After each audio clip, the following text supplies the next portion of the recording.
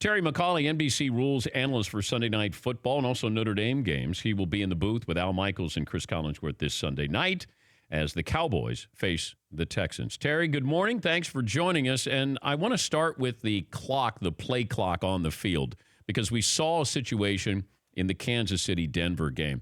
Explain to me from an officiating standpoint of what you're supposed to see with the clock and when the ball is snapped. Good morning, Dan. Great to be with you again. So with the play clock, it's not. First of all, it's not intended to be like a shot clock in basketball. It's not a technical application of a rule that they want enforced every single time.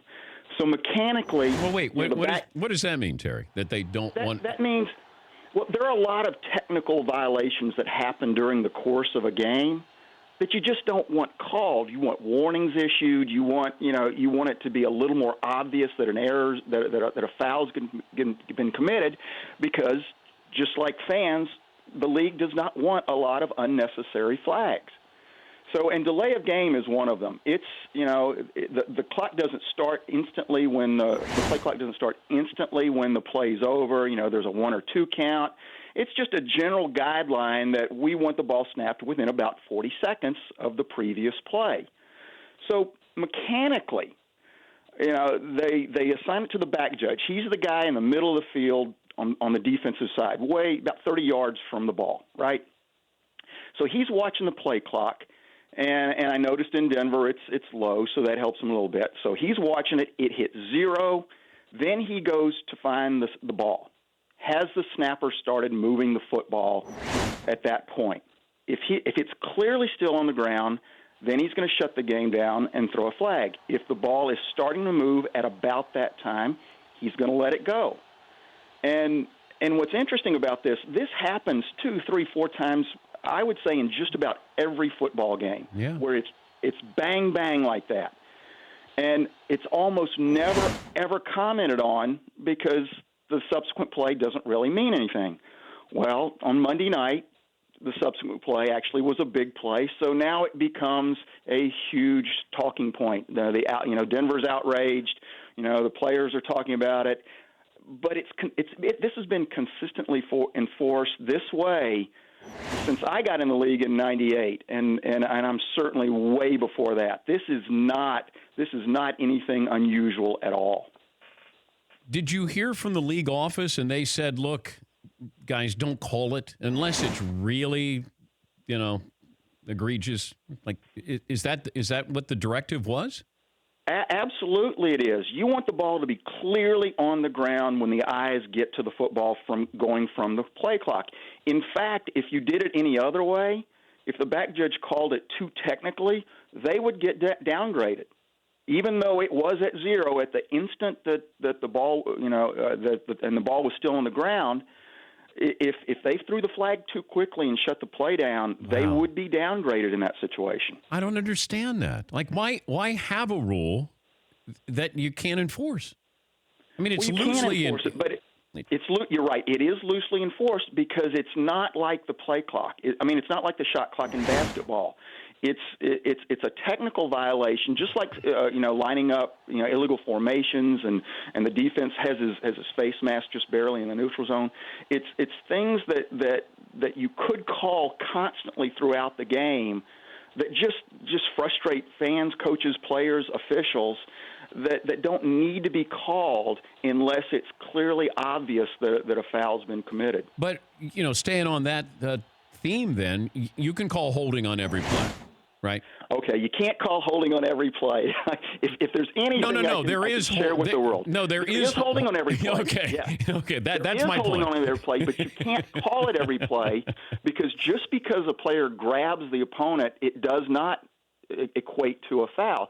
You can grab inside the frame for the entire play. I mean, just 2 big handfuls of jersey, the entire play, and it's not a foul. So it can't be called every play. It does happen every play, yes. How often do you have pass interference and you don't call pass interference? Well, that's a whole other topic. I mean, they are The defensive backs are really, really good at hiding, and our officials, or their officials, are really good at calling it, but they do make mistakes. It is a very difficult call, probably one of the most difficult in real time to make that instantaneous judgment. Does the defender restrict the receiver, and a foul should be called? We're talking to Terry McAulay, NBC rules analyst, former official. He works for Sunday Night Football on NBC. The lowering your helmet. Kareem Hunt led with his helmet, and he trucked a Broncos defender, but he's a running back. Are we going to enforce that rule from an offensive standpoint where we penalize them? It doesn't seem like we're really enforcing it at all anymore. The guidance that went out halfway through the preseason kind of led us down this path. The intent was to get the absolutely major forcible punishing hits. And by the way, I think Kareem Hunt does fall into that. And the reason is he lowers his head and he actually accelerates into the defender. And it is exactly what they want called for a foul. However, I will tell you, officials, as the season's gone on, they're getting messages from the office as these plays are evaluated throughout the course of the season. And what I think they're hearing is that we would like this called, but we're not going to downgrade you on it because it's a very difficult call. We'll find during the week.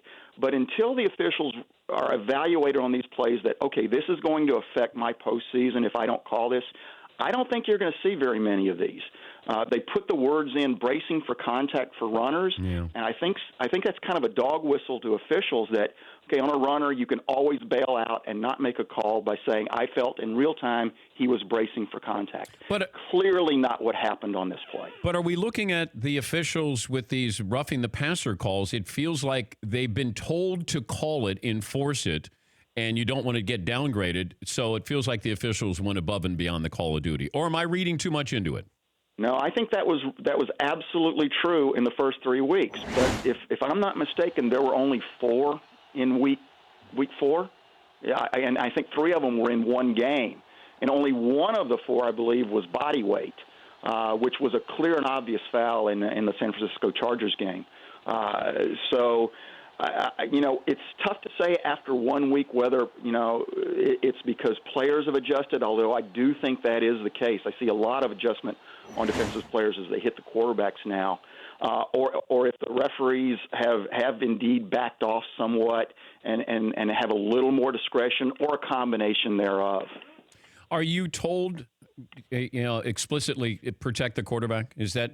Yes. Okay. There's no question. That is the referee's number one priority. It was in 1998, in 2001 when I became a referee, and it continues into this year. There's no question. That's their number one priority. Is this for ratings?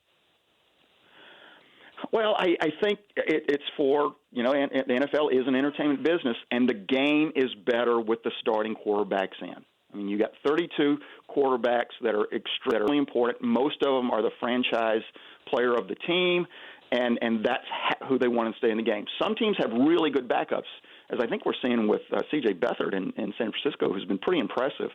But not every team does. And fans want to see the offense. They want to see the starting quarterback, the guy that's really going to make their team exciting, and that's the way the NFL's operated. It feels like, I know the quarterbacks, Ben Roethlisberger, Aaron Rodgers, hey, we don't like this rule here. But then Ben acts like he, was knocked down with a lightning bolt the other game when he got hit in the helmet. And they goes, I may have played that up a little bit. Feels like if I'm a quarterback, I can publicly say, I don't want to be treated differently. But if I'm trying to win a game, I'm going to work you guys, work the refs the entire time. So how do you differentiate between what is real and what is not? Well, you have to use your experience. In real time, do you see forcible contact? Do you see a clear violation of the spirit and the intent of the rule? And what the player does, his reaction to that, you pretty much got to dismiss that. And not make a call on did he fake it or did he fall or did he Hollywood it or whatever, and just deal with the action itself. by what the defender did to the quarterback. And it's tough. It is tough in real time because you do see players, and it's not just the quarterback, the receivers. How many times have you seen them throw their hands up? How many times have you seen the defensive lineman throw his hands up because he thinks he's being held and trying to buy it? Every player does it, and it's just the official's job to decide, did it really happen or is he trying to buy one? The best acting quarterback that you ever dealt with? Who could really put on a performance there that you weren't quite sure? I want to say Jay Cutler might have been in that mode. Phil Rivers might fall into that category, but really all of them do it. I say all of them. I've seen. Let's put it this way: I've seen everyone do it at least once. To be fair, do refs want to do interviews after the game? No, absolutely not. That is one of the worst ideas I think I've ever heard in my life. We want you interviewed after the game, one of you. It would make for great television, no doubt. You've been under the microscope and have people talking about you and complaining about you for 3 hours, and now we're going to further that by putting you under the spotlight without having access to any video, and all you're going to do is try to justify and defend what you've seen and what you saw in real time, and you may or may not be right. So I don't think it serves any purpose whatsoever from being productive in explaining what's happened. But Terry, you mentioned the magic words. It's great for TV. Oh, there's no question. We're in the entertainment business. But the officials are not in the. They're not supposed to be the ones that are attacked and that have to make your story for you. Good to visit with you. Safe travels to Dallas, and great to catch up with you again, Terry. Thank you for your time. Thanks for having me, Dan. Talk to you later. Terry McAulay, NBC Rules analyst. For more Dan Patrick Show, tune to Audience Channel 239 on DirecTV or download the Dan Patrick Show app.